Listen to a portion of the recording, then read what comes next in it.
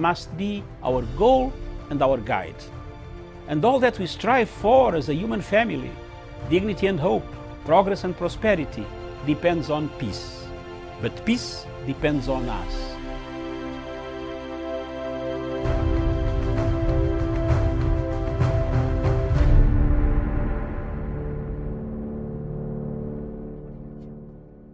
My name is Sophie Mwanyumba from the Ministry of Health and working under National Public Health Labs. Today we are visiting the quarantine sites within Nairobi, and the teams are being dispatched out to go and visit the sites. We have the forms which we are going to use to capture the information of the visitors who came from in the country. And we also have the sample collection apparatus, which we have the oropharyngeal swabs and the nasal swabs. And each person is supposed to be taken the two samples, the nasal swab and the oropharyngeal swab. We have our PPEs to protect ourselves. We have the safety gears where we are having this, and the disinfection for disinfecting the apparatus which we are going to use. The waste, we have the biohazard bags where we are going to put all the waste which is generated within the site where we are collecting the specimen. We have the biohazard bags to safeguard the environment. And with us we have the transport media, because we have to make sure that the samples which we are going to carry, they are if the virus is there, they are viable. So we have the transport media which we are carrying with us, and we are maintaining the cold chain, because we have the cool box which is equipped with the ice packs to maintain the cold chain of the virus of the samples as we come back. To my fellow Kenyans, I have a word for you today. Kindly stay at home. I am at work to safeguard the environment and to safeguard ourselves. The corona is real. It is real with us. So please let us stay at home as the health workers continue working and supporting the government on the guidelines which they have been put on place.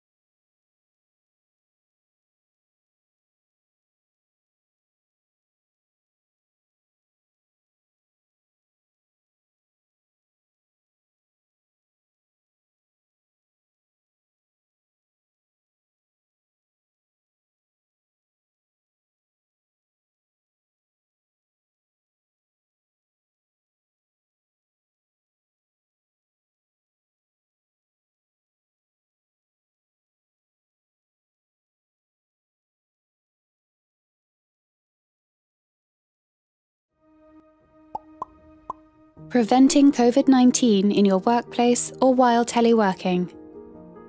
There are several things you can do to protect yourself and others from COVID-19 in your workplace, whether you are at your work site or teleworking at home.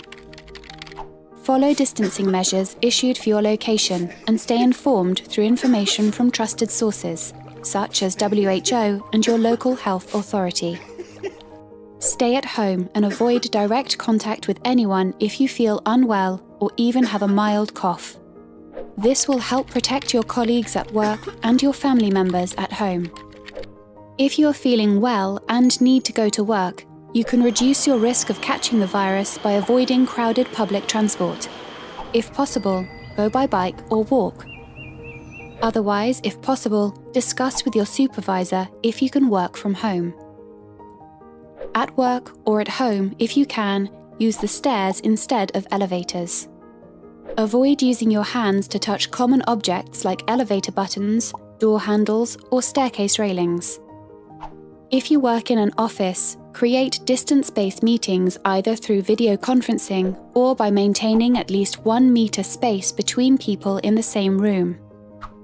If you work in contact with the public, stay at least 1 meter away from others as much as you can. After commuting to and from work and throughout the day, clean your hands frequently and thoroughly. Avoid touching your eyes, mouth, and nose. Ventilate your workplace regularly, keeping the windows open if possible. Make sure tables, door handles, and other frequently touched surfaces are disinfected regularly. Avoid crowded places and unnecessary public activities. Find no-contact ways to greet your colleagues and express affection to your friends and family. While maintaining physical distance, stay social. Contact your family and colleagues regularly to check how they are coping. Remember to seek ways to stay active and positive. Stay healthy, and let's all prevent the spread of COVID-19.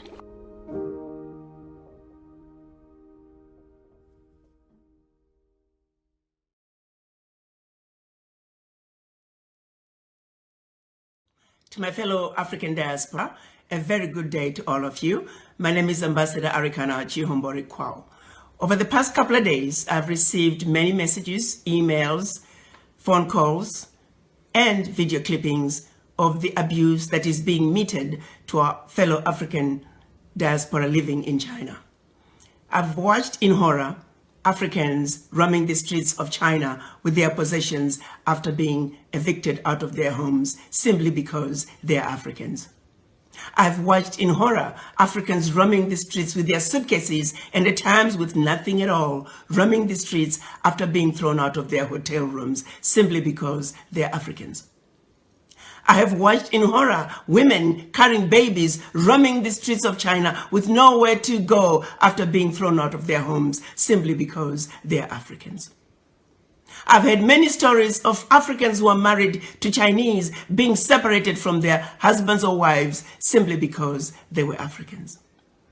I've heard stories about Africans being forced to take COVID-19 tests simply because they're Africans. In many cases, these individuals did not meet criteria for testing, or they had been quarantined for the specified time period as mandated by the anti-pandemic laws of China. Not once have I heard any complaints of any African disobeying the anti-pandemic laws of China. Why is it then that Africans are being singled out and mistreated? This situation is not acceptable. It is wrong, and it will not be tolerated.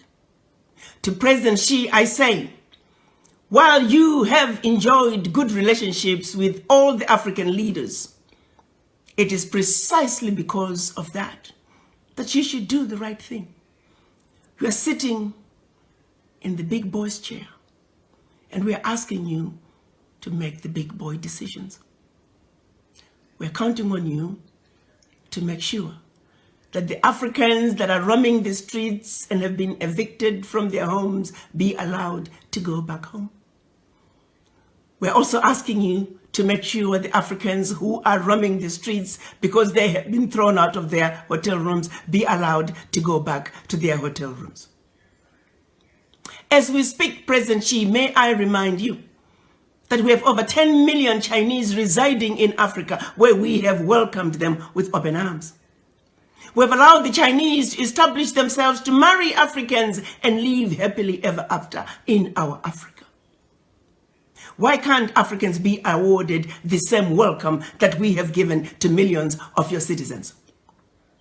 What is being done to Africans in China is deplorable, and the world cannot stand by and allow it to continue. While we understand that the majority of the Chinese are good people, they're good citizens in China as well as in Africa. However, sadly, among them, there are a few bad apples. A few bad apples that have chosen to give China a bad name. A few bad apples that are making China look bad in the eyes of the Africans. This is a situation that cannot be allowed to continue. President Xi, you are a good man. And we would like the relationship between China and the African governments to continue unabated. But the behavior that's coming from a few of your citizens will not be tolerated. And we're counting on you to do what is right, to do what is just, and to do what is fair. The Africans are no longer going to tolerate this abuse. From the Chinese or anybody else for that matter. The African youth are enraged. We're asking, when is enough going to be enough? President Xi, the power is in your hands. We value, as Africans, our relationship with China. Please do not allow a few bad apples within your citizens to ruin what is otherwise a wonderful relationship between China and the African countries. As a united citizens, as a united African citizens in the diaspora, we're asking you, President Xi, to do what is right, to do what is just, and to do what is fair. The children of Africa are saying, enough is enough. The abuse of Africans at home and abroad, be it in China or on the continent, has got to stop. You may not be aware of some of these abuses, but as a united African citizenry in the diaspora, we hope you will receive our message in the spirit with which it is being delivered to you. You are a good man, President Xi. We trust you will do the right thing. I thank you.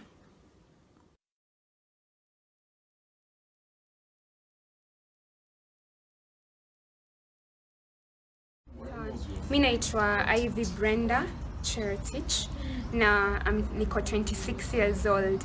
So I was the first patient to be confirmed with COVID-19, which is hiyo ndio disease ni iko caused by coronavirus. So I came out to the Ministry of Health and I let them know that I was concerned because I had shown symptoms of COVID-19. Na hakuna mtu alini pressure like go forward. Ni mimi tu niliamua as a responsible Kenyan nifanye nione as in juni kazi yangu as a responsible Kenyan kukuja mbele na kuambia government, I think this is what is happening and you might have to test me. Na niko happy because waliamua kunitake seriously, wakanitest and that's when wakapata niko positive. So after wakanipata niko positive, walinipea treatment, walini support sana, and niko very thankful to all of them for what they did. Kitu nataka kuwashow ni kuwa hii kitu ni manageable na ni treatable. If you think you have it, don't be afraid. Usiogope ati watu watasema nini or that ati watu watani stigmatize. Hiyo ni kitu tu, it's something that ni normal. It happens to anyone and unaweza contract. It doesn't matter, unaweza kwa young, you can contract it. You can also be a child and you can be an older person. Hii kitu ni ya anyone. It doesn't discriminate. I discriminate based on age, ati when, how many years, or gender ama ethnicity. Hii kitu ni ya kila mtu, but because we are really trying to fight coronavirus, it's also part of your responsibility kama Mkenya ukwe responsible na ukuje out with your story. Because mmeona mimi niko confident with my story, right? Sijaogopa anything. So that's what I would like to tell you guys now, because najua kuna patients sahi wana receive treatment and wanaweza kuwa a little overwhelmed. Najua it's normal, it happens to every patient. Nataka tu kuambia stay strong because the doctors wanajua what they are doing. Unaweza fikiria they don't know, but they know what they are doing. They're constantly wako talking on video conferences, on phones na experts from other parts of the world. Unafaa tu kuwa trust and be positive. And thank you to everyone mwenye ameni support through this journey, and also for the CS pia yamekuwa very supportive, and I would just like to tell anyone, stigmatize anyone, don't kabisa, and be strong. So I want to tell I'm joining the World Health Organization's Safe Hands Challenge. Hand washing is one of the most effective ways of preventing the spread of coronavirus.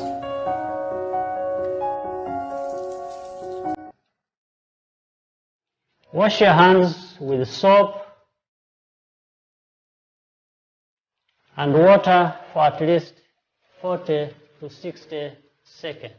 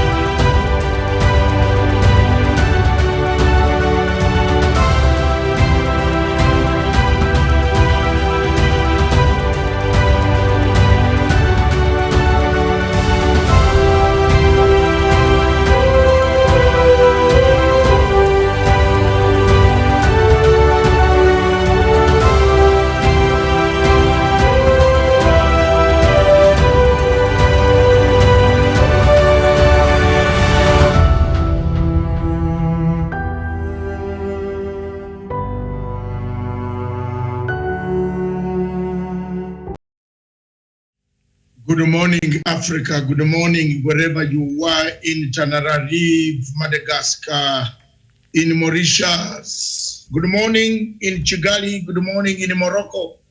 Good morning in Cairo. Good morning in Cape Town, Johannesburg, Lusaka, Kinshasa, Dar es Salaam, Kampala, Uganda, Smara, Mogadishu. Good morning in Accra, Abuja, Cote d'Ivoire, Monrovia. Good morning in Jamena, Chad. Thank you very much for watching MATSANGA Africa Perspective. This is your show and our show. The show is led by myself, Dr. MATSANGA, and my colleague, Miriam Ogutu. Good morning, Miriam. A very good morning to you, Doctor. Thank you very much. Today at 11, this time 14 minutes past 11, we are going to look at the post-corona economy of Africa, and maybe Kenya in particular as a case study. The post-corona economy of Africa will have lots and lots of shocks. The shocks will come because the economy in some sectors has completely come to a halt. Hotel industries, tourism has come to a halt. Airline, air traffic, all these have come to a halt. The economy will have a shock or shocks because there are so many factors that are impacting on it. Both human factors and material factors. Many human beings are not able to access their workplaces, and materials are not also easily available. Given this, and given the COVID curve that we see, which might take long to flatten, there are bound to be difficulties on this journey. Viewers, that is why we chose this afternoon, this morning, I and Miriam together to discuss, and other African people who want to join us on this topic. How will your economy look like after COVID is gone? What time does Africa intervene? What measures of intervention are there? What can be done to save the economy? What incentives are the governments getting from international lending companies? These are the things that I want to chat along with you on this show right now. So let's kick started first with looking at the African great numbers by Miriam Ogutu. Things are, the data in Africa, and the country by country, is worrying us. But I think that will come in the second phase, isn't it? That, let's now look at Kenya, for example. Kenya today, or by yesterday, had actually registered 374 people. Yes. 14 people dead, 124 recovered, which is a good sign. But there has been quite a lot of bottlenecks on the economy. The curfew is a knock-on factor. The restrictions of movement of people is also a factor. To create unemployment, factories cannot produce because some of these workers come outside from the areas outside Nairobi. And then we look at the production type of side. Production, for example, the closure of hotels that employ to a tune of 600,000 people. What does it look like for the farmers who are supposed to sell their goods, then buy the materials, then return to the farm, or buy other necessities that are go shopping, go do this? That money is not circulating.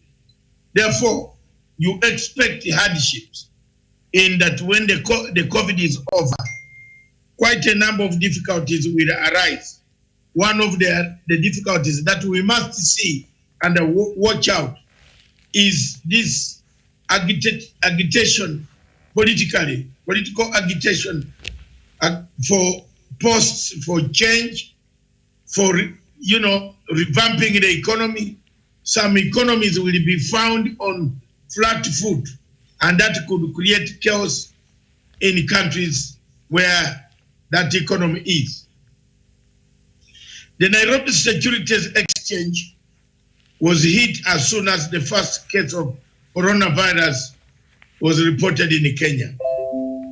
And you are aware that such a situation always continues to be, because stock exchanges measure the capability of the trading of that particular state. Miriam, take it from there. Yes, indeed. And of course, the situation was made worse after investors panicked and made indiscriminate sale of shares. That is how the Nairobi Stock Exchange has been affected very much there. The total market capitalization shrank there by about 120 billion Kenya shillings in one of the largest declines in a single day in the history of Nairobi, stock exchange there. But also not only the Nairobi Stock Exchange, because even across the world, we see if there's anything that is happening that is major, we usually see a shock in this security, in all countries. And so that is how it responds. And you can tell how financially the country is doing, because the financial sector really responds like that. And you can see it has been shook there.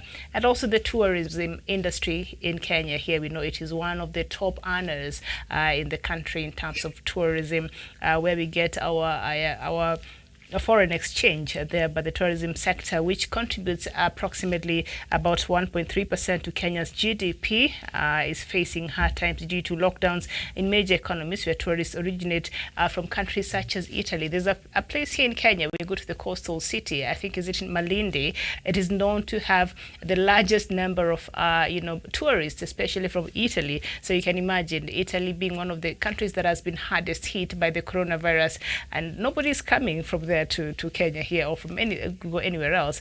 So you can tell the economy, even in that part of the country, in terms of the money they used to earn through tourism, has been really been hit. So Kenya, we're losing out on that. And when we see the Kenyan Airways, the flight that carries the national flag, was already struggling in this situation. But now, when you see the rumblings that are rumbling now, it is going to be hit more in the sense that there must be cushioning. How does the government cushion the economy such that it doesn't slide into complete depression that can, create chaos, riots, and other things on the streets of each of these African countries? There are sufficient measures that the government can do, and the impact is going to be strong. That's why the president and the cabinet and the government of Kenya decided that they should partially start slowly to open up space, to give space to the people, to the hotel industry, to the industry to come back. Because if you kill it completely and you don't do any action, you cannot revive yourself when the COVID-19 is gone. Mm-hmm. So here we are. And I think, Doctor, it's a very delicate act there, even for the government itself, as it understands the dangers that this might bring in the fight against the COVID-19 in the country. But also, a lot of Kenyans have been affected because, like the hospitality industry, that includes the restaurants and the hotels, really employ a huge number of Kenyans in this country. And so it has been badly hit. And so as much as we cannot get tourists to come and occupy, the hotels here or go to our national parks, next. But we could, the government thought, if we could just jumpstart just a bit of our restaurants to just have them, run slowly, and they've not opened yet, so because they have to go through some process to ensure that they are safe themselves, and also Kenyans who will be going to these establishments will be assured of their safety where they're there in terms of contracting this COVID-19. So no restaurants have been opened yet, Kenyans. Please don't go yet there and sit down to enjoy your meal. They have to go through this process, and the staff must be tested for the COVID-19, and that will take a few days for that to be done, and then they can be up and running while observing those measures. But also the government realized it's difficult, as many Kenyans also faced losing their jobs. We already have a huge number of unemployment, and this was going to add into that, and majority of these people who have been affected are the young people, and the doctor speaking about the state of despondency. This will be a really ripe ground for the citizen of this country, the younger generation, who already sometimes complain a lot, and now this COVID-19 has brought itself with other challenges that threatens to take their jobs away. So we see the state of despondency there might even lead to other things, create insecurities, create other things, and even to the extreme, even regime changes, Doctor. We've been talking about that here because there's no a person. The most dangerous person is the person who does not have hope. They go to bed and they don't have nothing to look forward to the next day. That's a very dangerous person. And that's why we see these militia groups, they are able to thrive because they prey on such people and despondent young people who feel they're very hopeless. So we don't want to get to that situation. And so it is important, and as I've said there, it is indeed a very delicate balancing act for the government to ensure that Kenyans are safe, and also some of these businesses are able to come back, but also observing these measures. And I'm just praying and hoping that the people, the patrons, the people who own these restaurants will actually listen to what the government is saying, because the government is trying to look out for you, but also can you make sure that you cooperate in terms of ensuring the safety measures are put in place so that we're not able to take many steps back in our fight against the COVID-19. Thank you very much, Miriam. It is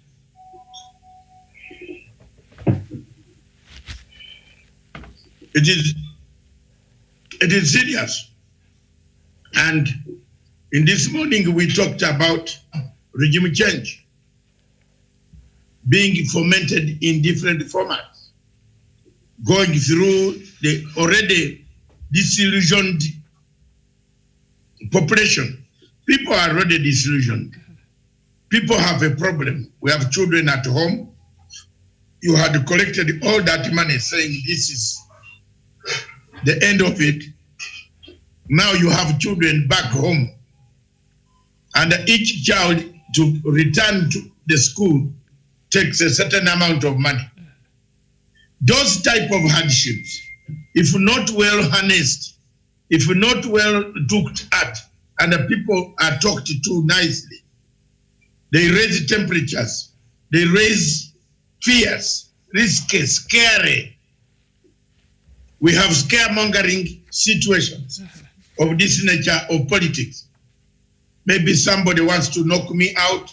Now that can light the candle, which can bring in quite a lot of difficulties.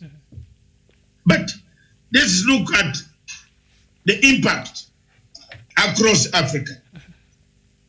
Urban-based sectors of the economy, manufacturing and services, which currently account for 64% of the GDP in Africa, are expected to be hard hit by COVID-19 related effects, leading to substantial losses of productive jobs.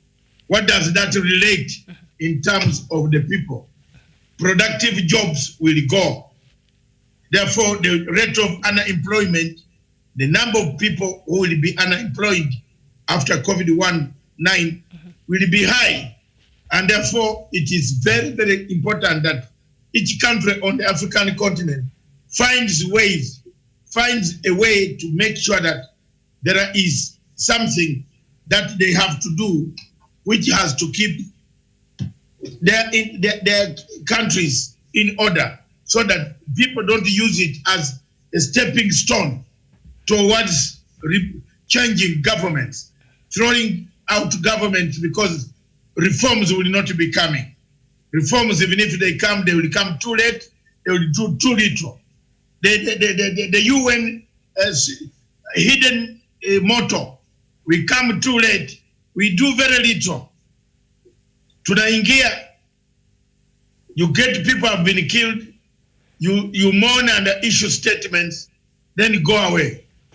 So these are some of the things that African countries must start looking at. In particular, there are approximately 250 million Africans in informal urban employment, excluding North Africa, will be at risk. This is something that we must see. North Africa is perhaps one of the most hit regions, from Egypt, Algeria, Tunisia, Libya. These are most hit, and therefore you expect that even if they are most hit, their manufacturing bases, the base in Algeria, Morocco, Egypt is high. Egypt has manufacturing urban industrial parks, which actually manufacture a lot of goods in Egypt.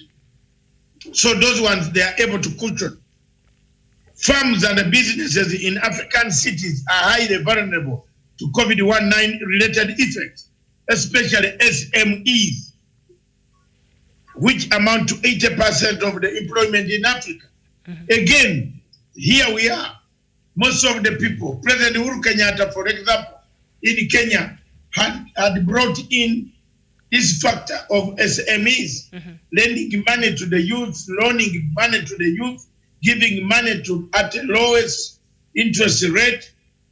But here we are. This thing has come in. It has stuck like a dead body within, which cannot move. It is here. We see the signs, the efforts of the governments in Africa fighting it. But after it has gone, after it is over, there are so many other things, ripple effects.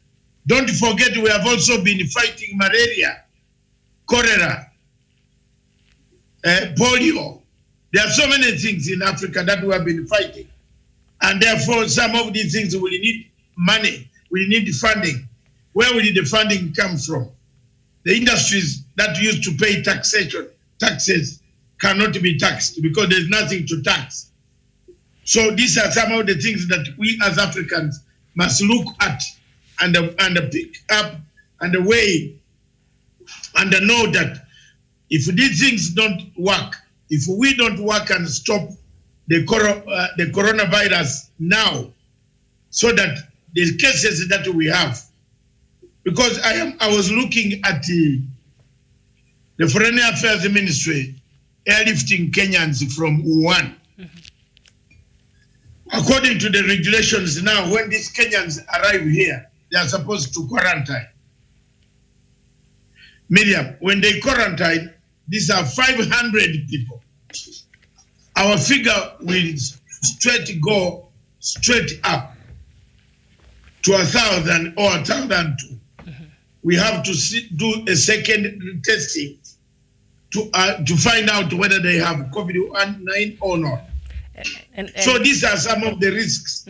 Yes. And I'm just hoping that the Kenyans will be airlifted back here in the country from China and from India. They are fully aware that when they come here, nobody will allow them to go and mingle, meet with their family and friends. They will have to go to mandatory quarantine. So we are not looking forward to seeing those scenes we were seeing about a month or so ago, when Kenyans were told very clearly, when you come into the country, you'll be picked from the airport and taken to mandatory quarantine. And we saw a lot of Kenyans and a lot of scenes happening there from the airport. So we're not looking forward to that. So those who are coming here, they must be fully aware that when you arrive in the country, jet down at the Kenyatta International Airport and you embark from that flight, you will be taken to a mandatory quarantine for your own safety and for the safety of the rest of us over here. So I hope they have that very, very clear so that we don't see those dramatic scenes here again. That is the standard procedure. Right now, it has been for the last month and a half, and that is,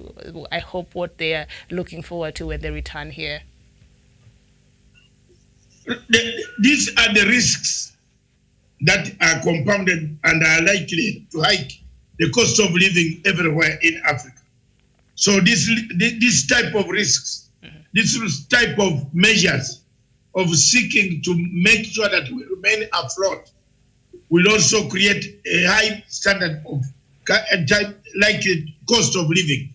And that is, for example, some initial reports of about 100% increase in the price of some goods. You won't stop the goods because some of these goods are got from outside. The airlines will be making double to make. If you look worldwide, British Airways has grounded over 12,000 workers. That is Britain, the economy, which has made money already. But they have grounded over 12,000 workers. Additionally, the urban consumption and the expenditure of food, manufactured goods, utilities, transport, energy, and service is likely to experience a sharp fall in the light of COVID-related lockdowns and reduced restrictions. Indeed, this has happened, like in Kampala, there is no car moving except ambulance and security cars, and a few who have got stickers who work in industries that are essential. Intergovernmental national trust funds, which account for 70,000 to 80% of local authorities' finance, are likely to be reduced. You have seen the fight between the governors, and the central government about how much money they are supposed to be given. That again brings us to the struggle within. The governors had boarded the plane, had boarded the train very nice on BBI. Now that train acromony is going to begin. You already saw this week, the governors are saying, no, give us our money. Yes. Yes, but I was also hoping that they're seeing where the country is at this point. So what I would imagine or I'd hope would happen is for the Treasury to meet up with the Council of Governors or with the governors and try to explain to them this money we do not have. The pay we used to receive from the people of Kenya from this earning bracket to this earning bracket, we no longer have that because they've been given 100% tax relief in these difficult times. The government used to get its money from there, and the monies that were channeled into being given and allocated to the counties right now has been diverted to fight the COVID-19. So I think this is something that if the Treasury and the governors sat down and just worked out a plan that will benefit all of us, so that we don't, this is not the time we want to see that the quagmire. This is not the time we want to wake up and you see the governors, the counties are not in working relation with the national government, because Treasury essentially, is part of the national government. So now, because that will defeat the war against the COVID-19. So we need the concerted effort. So what I would like to see happen is a Treasury to just have a meeting with the Council of Governors and tell them this is what we have in our public offers. As much as we understand you have to work in your county, but can you now prioritize your budgeting even in the county so that you make sure the important things are taken care of? Because we've seen the budgets and we've seen how even the counties allocate their money, and to be honest with you, sometimes it's very disappointing as a huge chunk of the money does not even go to developmental agenda in the counties. So at this point, we don't want hardliners. This is not the time for hardlining positions. Let them have a meeting, the Council of Governors, and also with the Treasury, so that Okoro has the statistics. He does not come with he has the figures, the statistics. This is how much money we have. This is how much money we can allocate to the counties, and then I'm sure they can come up with a working relation for now, so that moving forward, it can be easier. But we don't want to see the locking of heads right now. That will not serve us right. I agree with you totally, Miriam, that the Minister of Finance or Secretary of the Treasury, CS Treasury, he has the figures. He knows how much money he's going to collect. He knows how much money he might not collect. He knows how much money that is there. So what he needs to do is to sit down, call these people amicably and talk to them. Because if we see these wrangles going into other directions, it's not very good. Let's get to the solutions, Miriam, and we make it a day and do other things. The solution, Local governments must be supported because they are better able to respond to the local needs, including coordination with community-based structures. In the long term, the acute vulnerability of city economies calls for the efforts to revitalize and enhance the productivity of African cities through adequate investment to address the substantial deficits and the barriers they face. With more than half of Africa's population expected to live in cities just 15 years to come, the risk of poorly planned and managed urbanization can also bring a problem in the sense that there are more people coming to town immediately.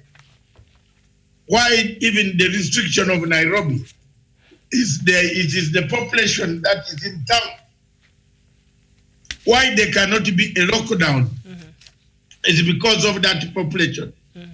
That is a foreign, internal foreign population that came from other counties to work in Nairobi, and we were who hoping, don't have yes, and we were hoping that devolution will solve this migration from the rural to the urban centers, because with the coming of devolution, even more jobs were created in the other towns there in the rural areas. But you've seen that has not really discouraged Kenyans from migrating to, say, Nairobi, Mombasa, Kisumu, Thika, these bigger towns. I think they imagine that's where the greener pastures are. But devolution was meant to just ensure that all these services are distributed down there. So I think we're yet to come to terms with the real reason why we even thought it was important for us to have devolution. It has not solved part of that migration problem. Okay, I think that one, all in all, the post-corona economy will bring us several other things that will follow. So yes, go ahead. All right, before you go, I don't know if there's some things I sent you, I don't know if you're able to see that, but about the budget cut downs that now are looming in this country, because we know from the onset of the COVID-19 pandemic, there's no doubt that a significant negative impact on the Kenyan economy has been felt. And from the onset, the government issued a warning. We remember when the government had a meeting, President Uhuru Kenyatta had a meeting with the CBK governor and other financial institutions to prepare Kenyans for financial and economic tough times ahead. So we were warned in advance. The first week of this, President Uhuru Kenyatta came out and said, and now also Kenya's debt portfolio is a concern, because Kenya has debts that it has to service, and now that has become a challenge. And this gave the National Treasury a leeway initially to borrow monies that right now cannot be paid on time, that Kenyans own. But outside of that, key government departments are staring at a huge budget cut of up to about 386 billion Kenya shillings in the current financial year, attributed to effects of the COVID-19 pandemic. So we're already starting to feel the effects in what is projected to be a tough year for Kenyans. So brave yourselves. And the worst affected will be the judiciary, parliament, the Big Four agenda, and the National Government Constituency Development Fund. And so the Big Four agenda is President Uhuru Kenyatta's legacy projects, which comprise of food security, universal healthcare, affordable housing, and manufacturing. And so, Doctor, even as President Uhuru Kenyatta is working really, really hard to ensure that he leads the fight against the COVID-19. He has been on the front lines, but something else seems to be under threat, and that is his legacy through the Big Four agenda. I don't know, will he be able to really, make sure that he delivers on the Big Four agenda in the wake of COVID-19?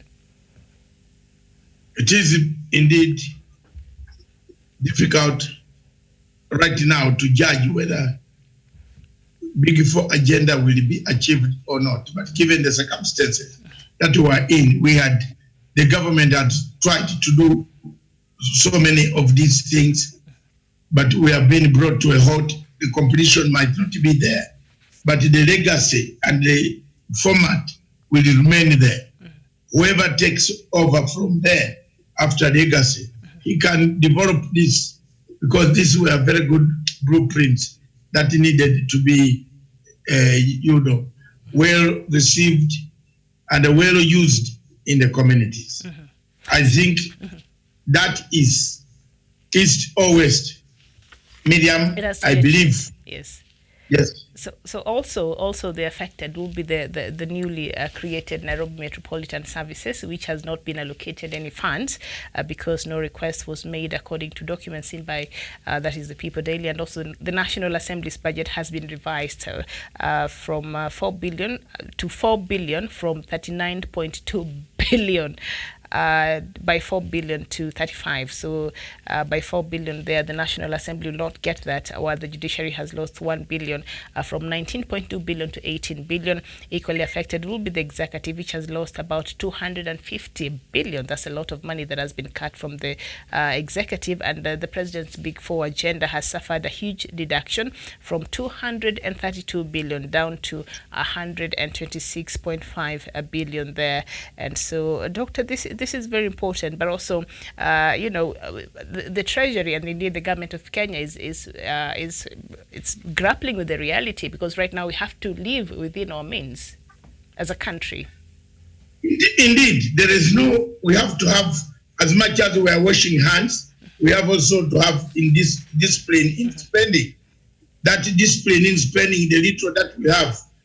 Luckily enough, the oil reserves are plenty now. Oil will drop, the price will drop, but how the oil reaches us is also another nightmare. So I believe that the Agenda 4 could be very useful as a model to continue to see what can be done and what cannot be done. The essence of all this is you cannot do without the health sector. You must build hospitals. You must get research centers. You must get scientists. You must pay well for scientists to come to Kenya to help to initiate that program. These are some of the things of the global trends of the post-corona that is going to bring. So there you are. We have it. There we have it. And there we have it. For me, from this side, I am done. All right. Okay. Thank you. There, Doctor, seems to be done early there. But globally, according to the International Labour Organization, more than 1 billion workers are on a pay cut as we speak from the onset of the COVID-19. And of course, the coronavirus-related lockdowns and travel restrictions are now affecting almost 2.7 billion workers worldwide, around 81% of the global workforce. And among them, 1.25 billion, about 38% of the global workforce are especially vulnerable. They work in hotels, restaurants, retail and manufacturing sectors, which have seen drastic falls in output. So you would understand why President Uhuru Kenyatta felt it was really, really important to see that our restaurants, find a strategy in how they're going to open up slowly, even as the concern on the measures to ensure Kenyans are safe are in place, but also that the businesses don't get to die completely. Because I think, and moving on, maybe especially the small-scale businesses might really, really suffer, and others might see a demise in them, and that is the reality that we have to deal with. And if you know, especially here in Kenya, it is the small-scale businesses that are really the backbone. We call them Jokali sector here, are the backbone of Kenya's economy. And that's why even in the Big Four agenda, President Uhuru Kenyatta has manufacturing industry that has pulled all these people together to ensure they support the economy of Kenya, because that is the backbone of the Kenya's economy. The person who wakes up in the morning and goes to the small shop somewhere in Gikomba, the lady who wakes up in the morning and sells the vegetables to, it's this very small, industries and businesses that are really holding this country together. So it's very important to look out for them. And so as even the government devises other strategy to ensure even the rest of them come on board, we have to continue ensuring, even as we do that, the safety measures are in place. Otherwise, we will have rubbished all the gains that we have made so far in terms of the fight against the COVID-19. And when you look at a country like the United States, Well, life in the UK has largely been put on hold, hitting businesses and their employees really hard. And many sectors have already seen widespread redundancies, with firms warning thousands more jobs could be wiped out. And more than 6.6 million Americans lost their jobs last 2 weeks, with 16 million jobs gone in the past 3 weeks, as the coronavirus pandemic brought the U.S. economy to a standstill. I think that is something that is really, really worrying President Donald Trump there, even as he calls for states to open. And we know right now the U.S. is leading in the number of infections and also the number of deaths worldwide. And so this has greatly affected even the economy of the mighty United States. As you see, more people right now are registering for unemployment benefits there. When you're watching the news from there, you realize things are very dire. So how do you reopen the economy after coronavirus? According to the experts, they suggest that rolling out now post COVID-19, because our lives have to move on for the rest of us who have survived.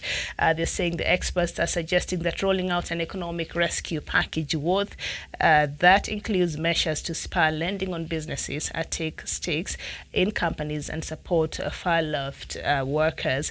And then companies that make health care products and components should also reopen quickly, while hotels and restaurants would only be allowed to do so in a very carefully and controlled manner, because it is difficult for people to keep their distance in such establishments. So that is the challenge that the Kenyan government will have to grapple with, even as our restaurants look forward to coming back to serving Kenyans there.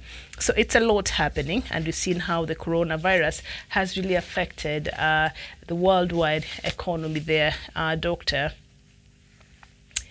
all right, I don't know if I can get him there, but of course, as we said there earlier, yes. I'm here. Yes, so we take a break and then we come back with the with the African news, the diaspora dispatches. Yes, thank you very much, Miriam, for this. This is a very good topic that must be discussed widely. What does Africa want to do? What do we do to maintain calm, order, law and order and peace? Because a bad economy produces a bad political, economic and social climates. Therefore, in Africa, if we are not careful, if we don't stand up to see the value of why we are at this crossroads, because we are at this crossroads, because we encourage the corruption, we should have both prepared ourselves. When it is raining, we don't go and check on the bridges. When it is about to rain, we should be checking on whether the roads, which road, which river, which bridge is going likely to be swept away. But we don't do that in Africa. We still have that problem, Miriam. We still have a scenario where in Africa, we have become warned when the situation has arrived. So, and you hear people calling government, come and help, government and help. Our representatives should be on the standby. The big four in Kenya should have worked as a model to bring back the economies of Kenya. But people started diluting it, making jokes about it. And that is where we are. And we found ourselves here today. Thank you very much for joining us. This Matanga, those students who have learned what we have said, in a nutshell, the post-corona economy of Africa will never be the same. Mm-hmm. In a nutshell, the post-corona politics of Africa will never be the same. In a nutshell, the post-corona social network of Africa will never be the same. And in a nutshell, the post-integration phenomenon of the world, the global citizens of the world, will never be the same. I've come back hitting, and those are the points which are there, Miriam. Mm-hmm. You will not have the post-colonial global village, You will not have integration systems. Where is the African Union going to be? What role African Union will play? What role will they play in the post-colonial coronavirus? What will happen to the society? People will never be moved together. People will have to stick to that distance. Social distancing is the new format of the new normal habit that we must adopt, which has never been there in Africa. So we have a problem. The political difficulties, those who are wishing to play scores, to score marks against the government, will be very many lacking in the shadows in Africa. Thank you very much, viewers. This is MATSANGA Africa Perspective, broadcasting with Miriam all the way from her studio in Nairobi. I'm very far away from her, miles away. Thank you very much, Miriam. God bless you. It is the same. Let's see you on the top of the hour with a very good show, Africa, the Diaspora Show. And then don't forget, at 2 p.m., we are trying to trace out a story. Who is funding and funding terrorism in Somalia? Don't go away. Eat your lunch, refresh, get your paper, students, pick it, and we click. Over to Miriam to do the necessary. I will sit here. I'm watching you. If you finish, you want me, I'm here. All right, Diaspora Dispatches, we shall be right back. Thank you.